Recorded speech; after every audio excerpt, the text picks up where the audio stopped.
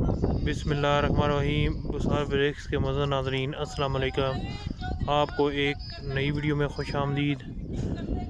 क्योंकि आज मौसम ख़राब होने की तवक्को है, तो इसलिए हम अपनी ईंटों को प्लास्टिक से कवर कर रहे हैं। ये देखें, लेबर लगी हुई है अभी, और ये ईंटों को एक चट्टे की शक्ल देकर ढाँप रही है, क्योंकि मौसम काफ़ी ख़राब हो चुका है और हर तरफ बादल हैं और काफ़ी बारिश की तवक्को है।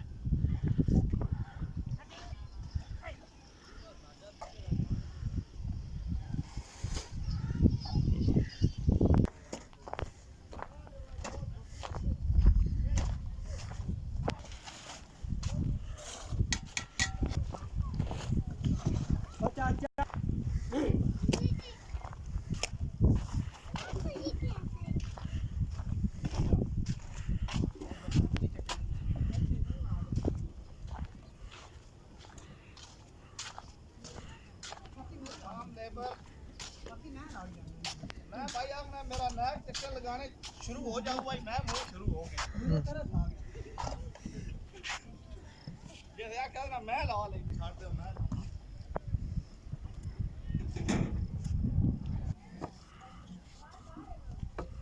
मैं जगह ला पाई बैठी है ना, फिर तू किदो तो बना ले। बारिश अभी स्टार्ट हो चुकी है।